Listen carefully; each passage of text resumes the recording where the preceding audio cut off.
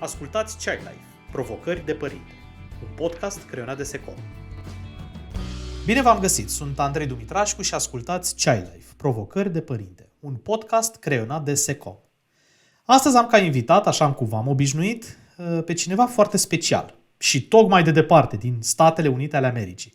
Este un foarte binecunoscut psiholog și autor de cărți, specializat în terapia prin joc. A dezvoltat conceptul de playful parenting, care vorbește despre importanța conexiunii dintre părinte și copil. Cartea, cu același titlu, a fost tradusă în 14 limbi. Larry Cohen a fost de 4 ori în România în ultimii 9 ani pentru a prezenta abordarea sa către părinți și specialiști. Really, welcome to our podcast, Parenting Challenge. It's one of the most listened parenting podcasts in Romania and I'm so happy to have you here. Mulțumesc! Ha! Wow!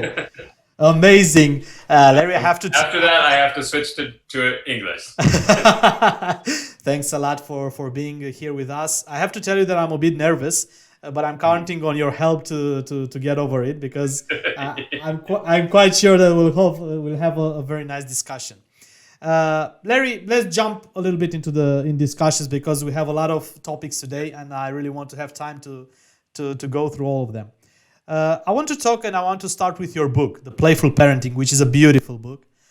In this book, you say that you developed this approach while playing with your daughter, Emma. Yeah. Can you tell us more about this concept of playful parenting? When I was training to be a psychologist, I did very well with adults and I understood the concepts and I was nervous and I didn't really know what I was doing as a beginning therapist, but I understood the concepts. But I also, in my training, had to work with children and families, and I had no idea what I was doing. And I wasn't a parent. And it seemed to me that the message from my professors was, it's all the parents' fault, and you have to rescue the poor, innocent children from their horrible parents. Now, I'm sure they would deny that. And they would not say that that's really what they were saying, but that's what I felt like they were saying. And with that attitude, I was not very helpful to any child, or certainly to any parent. So I stayed working with adults. And then I became a father. And here's this little baby. And I realized, wait a minute, the parents aren't horrible monsters. Parenting is hard. Nobody said that. People joke about it, but the reality is parenting is challenging. It stirs up in parents all of our a lot of old feelings that we've safely put away, but now we can't put them away anymore. Things come out of our mouth that we never thought that we would say. We didn't like it when our parents said it, but it lives inside of us. That unfortunately, the things our parents say at their worst moments become the things that we say and do at our worst moments. And we all have those moments.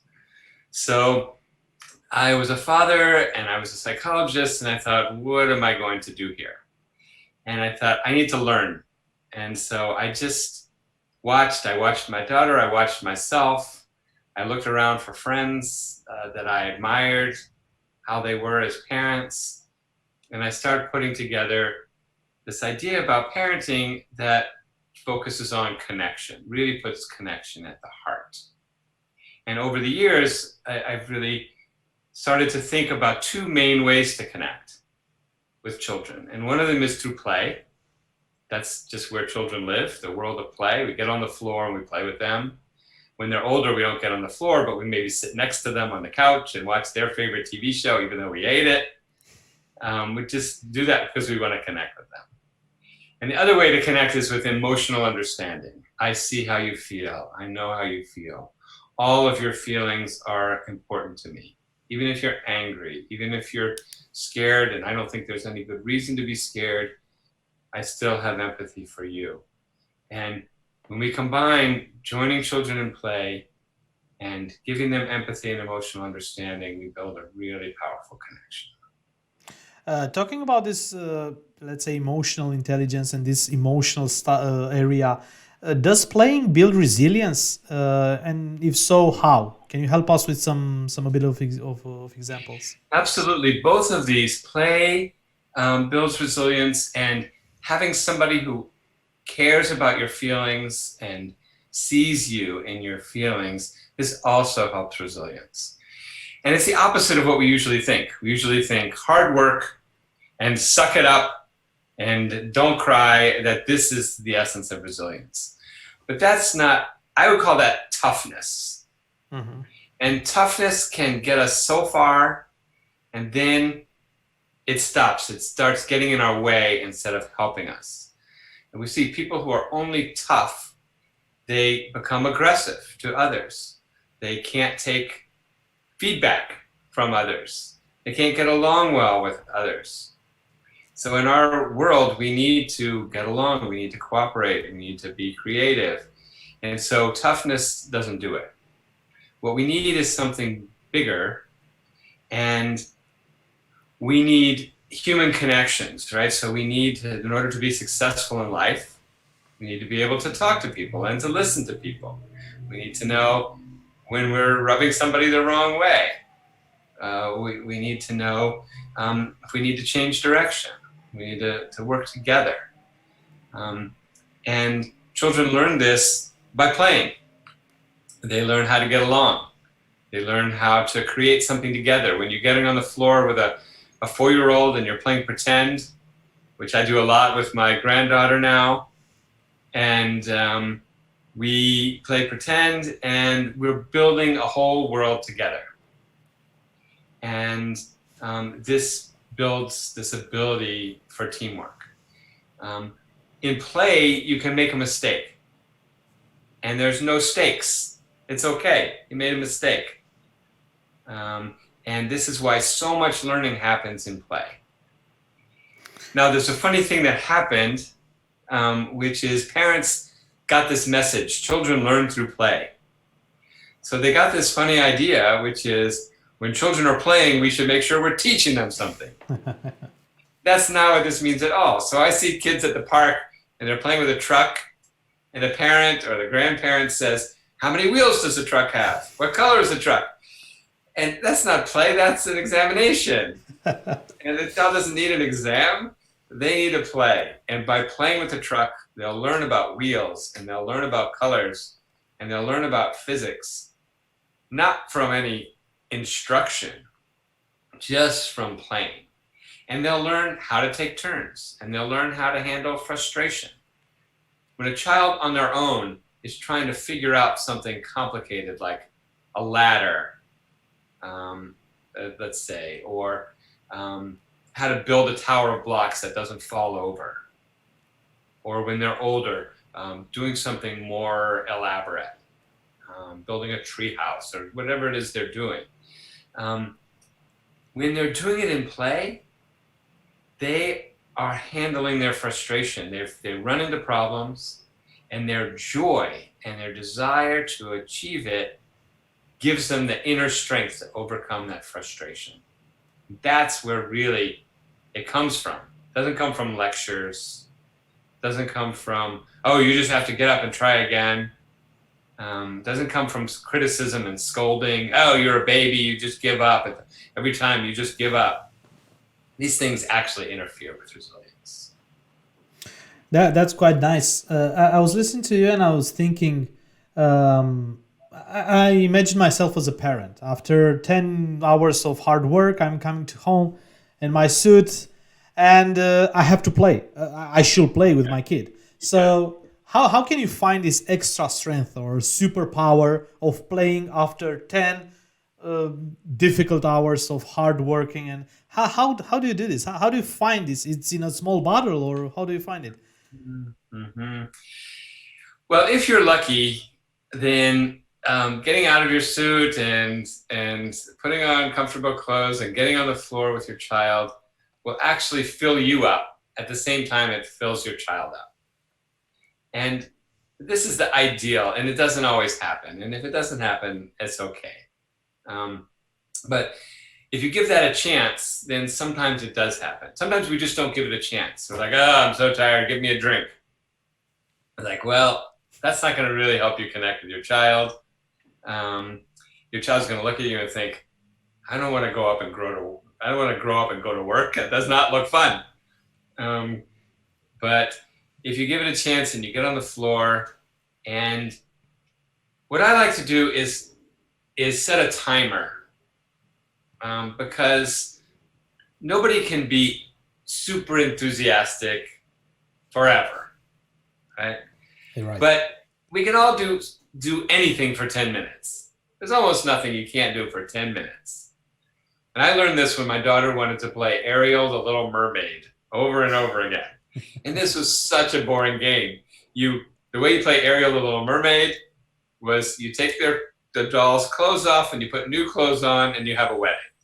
My God. And then you do that over and over again. It was so boring. And I was like, I can't do it. And finally I realized I don't have to do it all day. If I set a timer for 10 minutes and I do it with extra enthusiasm for 10 minutes, then that's more valuable than 2 hours of me saying, oh God, I hate this game. So I tried it and it really worked. And for that 10 minutes, I was like, oh, what are we going to do? Oh, Ariel, the Little Mermaid? What a great idea. What should they do? Have a wedding? Wow, I never thought of that. Oh, wow. And this very funny thing happened is that the timer went off and I didn't want to stop because we were having so much fun. And the other funny thing that happened is the game stopped being boring. The game got more creative. So Emma, when I was saying wow instead of then she soon we were having rock concerts and we were running around and the dolls were flying everywhere and it became a physically active, creative game. And I hated this game because it was like you just moved your little fingers and have a wedding is so repetitive and just this whole wedding business and the poor princess has to be rescued, like, But my enthusiasm for 10 minutes changed her, opened up this door to creativity. It wasn't her fault. I was thinking, what's wrong with her? Her play is so boring. She must be a boring kid. No, it was my resistance that made the play boring. And then it changed me, and I was not ready to stop. And I couldn't believe it. Wow, is this also related to experience? I mean, Larry, when you were a kid, you used to play? Because I'm thinking, if you do not like to play as an adult, can you still learn how to play with your kids? I'm glad you asked that, because many people assume that I just was born playing and kept playing, and it's not true at all. I had big difficulties in my childhood. I was timid and fearful and anxious. I wouldn't say I never played, but I did not play a lot. When I became a father, I was very nervous. I would just say, be careful, be careful, be careful all the time. I didn't want any mess. And so I really had to look at myself in the mirror and say, who do I want to be for my child? And what do I want to do with this anxiety? And for me, it wasn't how I was raised. I think for a lot of people, it's like, wait, I want to break this cycle. My parents got beaten and their parents were beaten, but I don't want to beat my child. For me, it was more, I'm anxious and I see other people playing and I want to be part of that. I don't want to be blocked from that. And so that was the cycle that I needed to break. And so I'm very proud when people are surprised by that now. Wow, indeed it's a surprise. I couldn't imagine that, because I'm hearing a lot of this also from my friends. That's okay. I never played in my childhood, so it's difficult for me right now to understand why my kid wants to play with him so much. But now, I understand. Larry, part of your book, The Playful Parenting, is look within of each parent that should have. The understanding of what's going on with him or with her, interaction with his child or her child. Would be amazing if you could help us elaborating a little bit this concept. Sure. I discovered this by accident, and that is, I discovered it by the parents would ask me for advice, and I was naive, and I would give them advice. They asked me for advice, I'll give them advice. They want techniques, I give them techniques. And then they either don't come back, or they come back and say, that didn't work. And I started to look at it and think, well, there's a missing ingredient here, very big missing ingredient. The best techniques in the world can't work if you're still stuck in the same patterns, if you're still stuck in the same mindset, if you still get triggered in the same ways and have emotions that you weren't looking for or weren't expecting. And so I started to call this looking within, and that this was the missing step. And that even if you think an idea is a great idea, most people can't put it into practice if they skip this step of looking within. And what looking within means is a self-reflection. So, if you're always yelling at your child, instead of just, it's fine, it's no big deal, everybody, every kid gets yelled at, or, oh, I'm such a terrible parent, I yell, neither of those is very helpful. Instead, you look within and you say, what are the exact moments when I yell? What is it that sets me off? Is it when I'm in a hurry? Is it when I've had a hard day at work? Is it if my child talks back to me and questions my authority? Like, what is it that sets me off? Then what exactly do I think, feel, say during that time? And then what's my best guess about where does that come from? Sometimes it's obvious, like, oh yeah, now I see. That's what happened to me. Sometimes it's not so clear. Like, I don't really know yet. And then we think about, okay, what do I do? What do I want to do? And so we spend a few weeks really, I call it tracking your triggers. So instead of just being a victim of your getting triggered, just getting set off into anger or frustration or helplessness. I think those are the big ones for parents to get triggered into. Helplessness, frustration, anger. Instead, we track it and we try to understand it deeply. And this makes an enormous difference. The other big thing for looking within is sharing our secret thoughts with someone. That parenting is lonely, parenting is isolated. Most parents think I'm the only one who loses it with my children. I'm the only one. None of my friends would ever want to go out to buy diapers and never come back. Only I ever had that thought. Only I ever wanted to throw my kid out the window and then throw my spouse out the window after the kid. Like, I'm the only one who ever had that thought. But no, everybody has that thought. So if we share these secret forbidden thoughts with someone, preferably with our children not listening, so they don't have to hear it, but this really saved my life as a young father. I would call this one friend, I had several different people who I did this with, but there was one especially that stands out, and I would call her and I would just say, ah! And I remember the idea of the Little Mermaid, right? This came out of one of these conversations. So I called and I said, I can't play this one more time. And she was encouraging me to just get it all out. So these are things I didn't want to say to my daughter. And I was ashamed to have these feelings. I'm supposed to want to play with my daughter. I'm supposed to think that she's wonderful and everything she does is wonderful, right? So it was hard for me to share with my friend.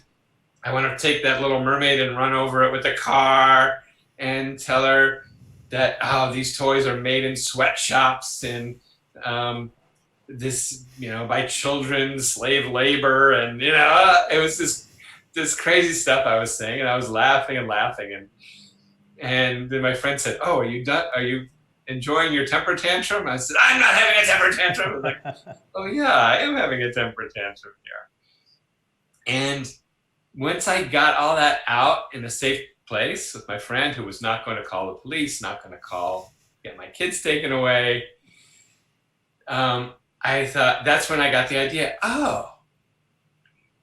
I've been telling her your favorite game in the whole world is stupid. And I would hate if somebody said to me, Larry, your favorite thing in the whole world is stupid. I would not like that. That's what I've been saying to my daughter. I need to do something different. And then I had the idea, 10 minutes of extra enthusiasm. And it worked. And she was suspicious at first. I got off the phone and I said, "Hey, Emma, do you want to play the Little Mermaid?" And she's like, "What? I never heard that before. You know, who are you and where's my father?" But this looking into yourself and then finding somebody you can share it with who won't judge you or criticize you. These are the really powerful elements of look within. Larry, is this also an area where we should talk with a therapist? I mean, I'm hearing a lot in Romania about this. Okay, you should, before becoming a parent, you should really look inside you and understand who we are. What are your, let's say, drawbacks? What are your issues from childhood? Is this an area where your therapist should step in, or it's enough to have a friend and to talk with him and to, like you shared your experience? I think this is a very individual decision. No, I'm trained as a therapist. You know, that's how I make my living, and so I'm so not yes. against it. But I think that the way I think about it is where do you feel safe? And because in order to be vulnerable, in order to share the truth about what was not right about your childhood, the place to share your most secret, private hopes and dreams for yourself as a parent, place to share your fears, you need to be safe. Now, for some people, that's in the safety of a therapist's office with a promise of confidentiality and professional.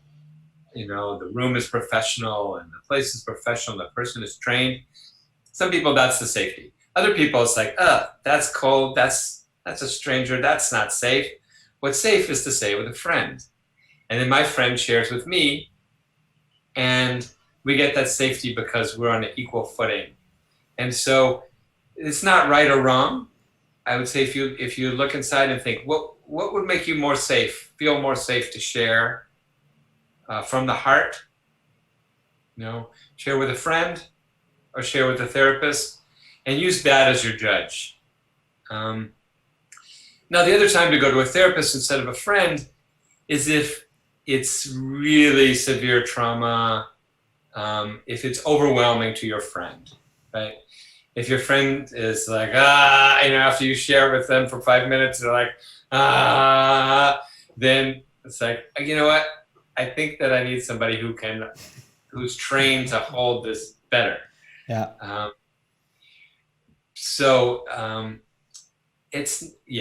hope that answers the question. Yeah, really answers, because, and really I like this approach of the comfort zone and with whom you are comfortable to talk with is not necessarily a therapist, but find your best peer is very nice. I really cope with this. I want to go back a little bit on this playing, because it's very nice, and I'm very delighted to talk about this playing topic. It's one of my favorites. Your playful approach might seem as a no limit approach to parenting, but you do talk about limits. Can a child grow without limits? No, absolutely. Children need limits. There's times when we say, no, you can't do that. No, you shouldn't have done that. And no, you can't have that. These are healthy. They're necessary. A child without limits is going to be a tyrant.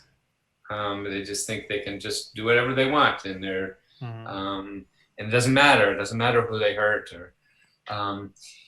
So we need limits, but what's different in playful parenting is how we set limits. Well, before how is how we think about limits. So let me say two parts. First is it's an invitation, and it's kind of a radical invitation, which is to get rid of the word misbehavior and to eliminate the word misbehavior from your vocabulary, and instead to think about behavior that troubles you. And the reason is that if we think the child has misbehaved, then the only thing we can think of to do is to punish them. They misbehave, we punish. But if it's troubling behavior, we can look under the surface and we can say, maybe they're overloaded with feelings. And maybe what they need is not punishment, but they need some support for their feelings. Maybe they just need some empathy. Maybe they just need, oh, you're so angry. That made you so angry that you just couldn't stop yourself from hitting. I just want to hear about you being angry, and then we'll talk later about what you can do besides hitting when you get angry. And maybe that solves the problem. Now that is setting a limit because it is going to stop them from hitting. And in fact, it's going to stop them from hitting later much more than hitting them. There's so many parents, I have to say this, it's very common in Romania, to hit a child to stop them from hitting. Yeah. And you just have to hear it out loud and to see it doesn't make any sense. They don't care about the words that you say, why you hit them. You're teaching them, and if you're bigger, you can hit them. So you look under the surface and see what's going on. Maybe it's overloaded feelings. Maybe it's an unmet need. Maybe your child has been trying to get your attention because they really miss you, and you've been working, and when you're home, you're distracted, and they don't get enough of you, and they need more of you. And they do something, and we often belittle children, and we say, oh, he just did that to get attention. Well, that doesn't make sense to me.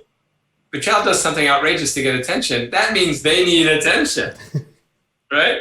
It's easy. If a child is hungry and they're like, do something to get food, you wouldn't say, oh, you're just doing that to get food because you're hungry. Like, yeah, I'm hungry. Feed me. So the need for connection and attention is the same as the need for food. Children will die without it. So we meet their needs. When we meet their needs better, there's less need for limits. Now, sometimes no matter what you understand, you still need to set a limit. You still need to say you can't hit the baby, right? So in playful parenting, we do set limits, and we set them with connection, okay? Mm-hmm. Yelling, hitting, shaming, these things break connection. Yeah. But if we say, oh no, we're not gonna hit the baby. Let's find something more constructive for you to do. You set the connection, you set the limit with warmth, and that keeps the connection. Sometimes it even increases the connection, which is really a miracle. You're setting a limit and you're actually improving the connection. So we do this sometimes with warmth. Oh no, oh, you wish we could just go to grandma's this weekend. Oh, grandma's sick and we can't go visit her, but you really wish we could. Oh, I know, it makes you feel so mad and it's so unfair. Oh, you wish we could. So you just load on the warmth because the limits are hard, and we want to help children accept it and handle it. You can also sometimes set limits in a lighthearted way. So it's, oh, no, you don't. Yes. Right? So I have a lot of nieces and nephews, and when they were little, they would get together and they would fight. And, if they're just fighting, play fighting or whatever, it's fine. But if a big one's picking on a little one, I would say, hey, come pick on someone your own size. Mm-hmm. And this is funny because I'm bigger than them, mm-hmm. but it's also funny because they get it, like they're bigger than the baby and now I'm bigger than them, but I'm saying it with a smile. It's not, I'll show you what it's like to hit someone smaller than you, which is just going to teach them to hit someone smaller. So then this is much more fun than hitting the baby. When you hit the younger child, they scream, that's kind of exciting, but then you get in trouble and that's no fun. But if they come and they wrestle with me, or they have a pillow fight with me, then that's fun. And they can get their aggression out in a really healthy way. So it seems strange, but when we say no, try it with warmth, try it with a lighthearted way, see if that works. Let me give one more example of lighthearted. If you have to say no, a child wants to buy something every time you go to the store. and it's frustrating and annoying. And you just start to say no. You say, I'm never taking you to this store again, all this stuff. But you can say no in a lighthearted way by saying, whoa, wouldn't that be cool if we could buy every single thing in this store? And how big of a house would we need if we had every toy that is in this store? And how many rooms should we have in our giant palace? And you start having this fantasy together. And so they're getting something in fantasy that's actually more important than the crappy little toy that they wanted. Very nice insights, Larry. Thanks a lot for sharing this. I want to build up a little bit further on a topic that you mentioned earlier a little bit, and this is attention. You are quite well known here in Romania. You already been 4 times. We hope to see you more in the coming future. We have here, was also in other areas from Eastern Europe, the child is considered the central value of the family. And the children have a duty to respect and love their parents. And this is a duty. On the other hand, parents are expected to do whatever they can for the children, even sacrificing their own happiness. So this how come children represent the highest goal for the parent. Is this, I don't know, something that you could say that we find also in other cultures, in other areas, in other countries? Because sometimes this puts a lot of pressure on the children. So the children is becoming an adult, and an adult, no matter how much the play was involved and the attention, it's too much. Yeah. I think this is a common problem I've seen in places around the world, and there's this contradiction, many contradictions. So one is, parenting is the most important job in the world, and yet they're not paid. Parents aren't paid. Yeah. In fact, the opposite of being paid. Now with the pandemic, parents are really bearing it a lot on their shoulders. You have to be a home teacher and work, and it's really become impossible, or it's shown that it's always been impossible, and now it's more clear. So that's a weird contradiction that, yes, it's so important. Then it's like children are so precious, but, we hit them, we yell at them, tell them they're stupid, criticize them. They don't do that to the most precious thing. And so I think that there's just this pile of confusions. And there's also a funny sense that respect, let's say respect, for example, is a precious commodity, and that it's scarce. It's a scarce resource. Yeah. And that children have to give it to parents, right? And that if you suggest that maybe parents could respect children, the instant response is, well, then children won't respect parents. It's like, no, that's not how it works. Respect is a kind of resource that multiplies. It grows when it's shared. Okay? It's a very different kind of resource than money, I give it to you and I don't have it anymore. Right? Now you have it. Well, I give you respect, then you feel good, you feel ready to respect back. Right? So the best way to have children respect parents is for parents to teach children to respect by respecting them. Nice. It seems simple. I think it is simple. It's not, I'll show you who needs respect. Children fear that kind of violent authority, but that's not the deepest kind of respect. Fear for your life that's not true respect. True respect is really, I see you, I admire you, I want to follow you because you're a great role model. I really want to be like you. The listening also is one of these things that seems like a scarce commodity. And I guess, as a therapist who gets paid for people to listen, it's like, yeah, it's scarce. Should pay a lot. But actually, if I listen to you and then you listen to me, well, this resource keeps expanding. Doesn't run out. Right. So in the family, if parents listen to children and don't just demand that children listen to them, then the listening in the family will grow and grow and grow. So common for parents to say, my child doesn't listen.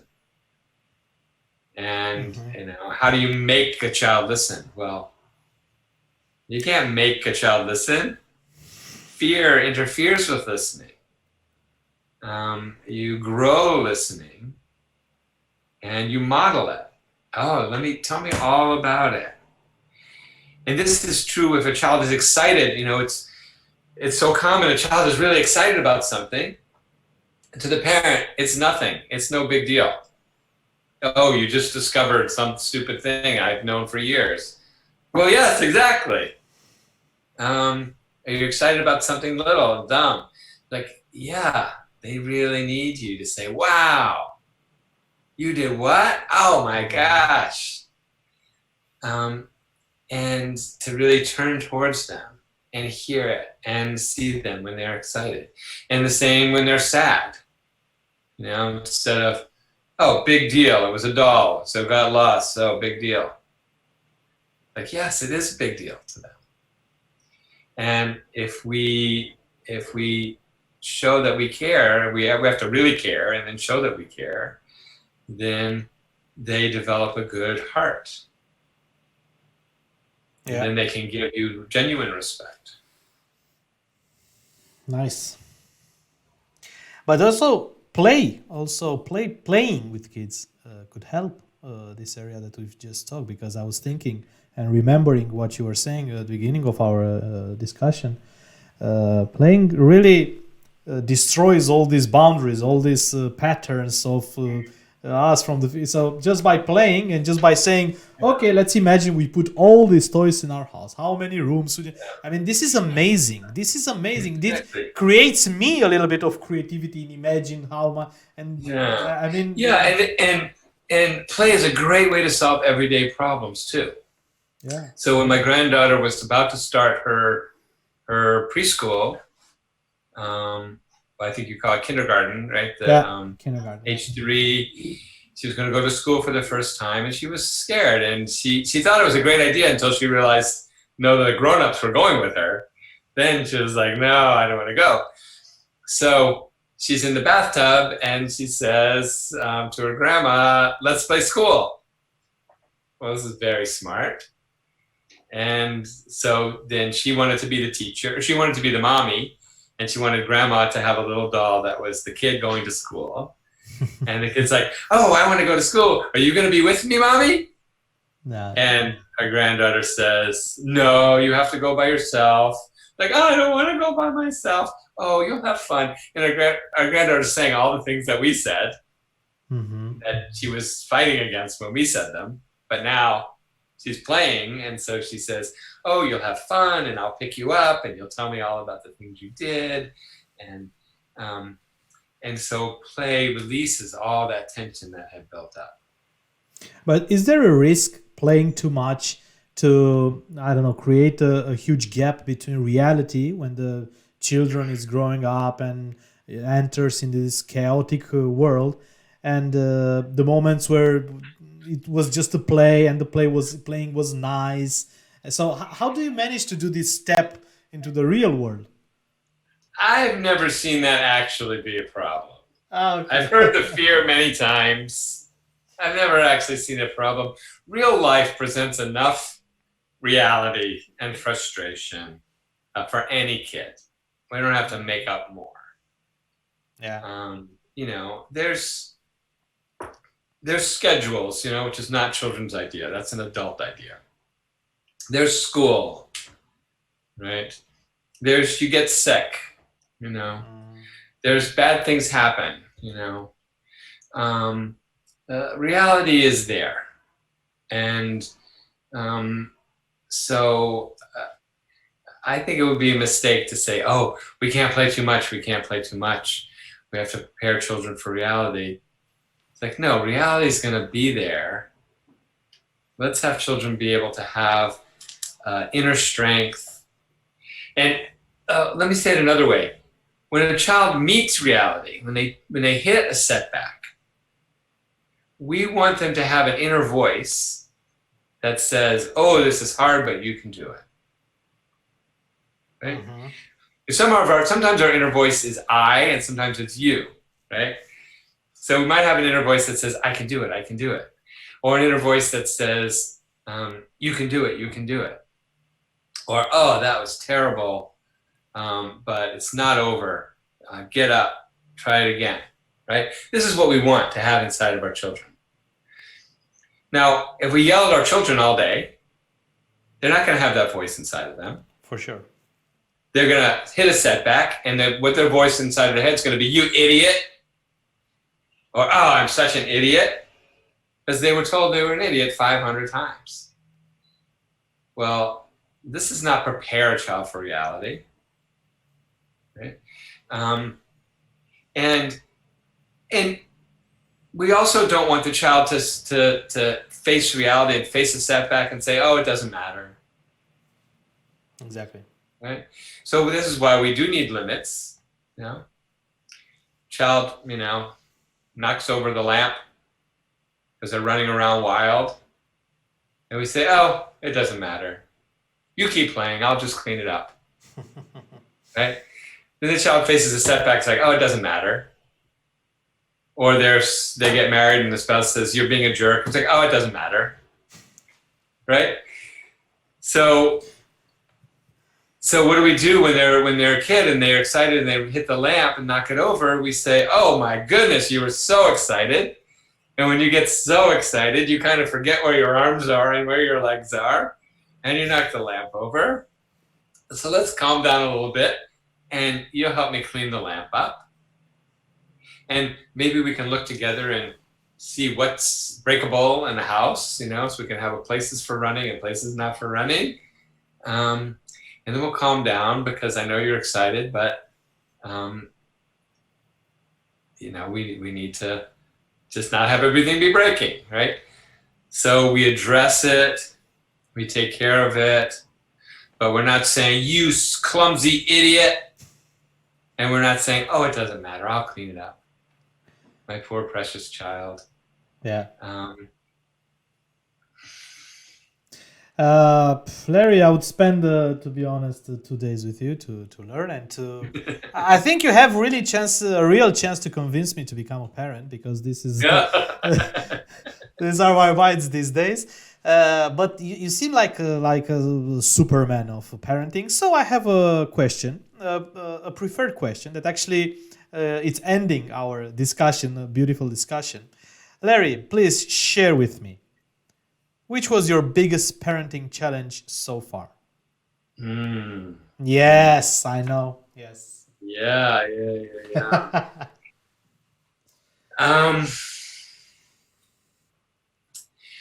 Well, when I became a father first, and then some years later, 13 years later, I became a stepfather. So I became a stepfather for a 10-year-old boy, and who's now 27 years old, and we have a very close relationship. But when he was 10, he didn't trust me. He didn't want me around. He wanted his mom all to himself, all the usual things. He was a boy, I had figured out all this girl stuff with my daughter. And so it was a very big challenge to connect and to figure out my role as a stepfather. I'm not a father. I'm not just a nobody. I am somebody in his life. And what we figured out was we did a lot of wrestling. And he was really strong, and he had studied karate for years. And it was loud, and my wife, his mom, could not be in the room while we were wrestling. But he could have hurt me, but he held back. And I could have hurt him, but I held back. And we really learned a lot about each other by wrestling and making sure nobody got hurt, but really going all out. And this was not easy.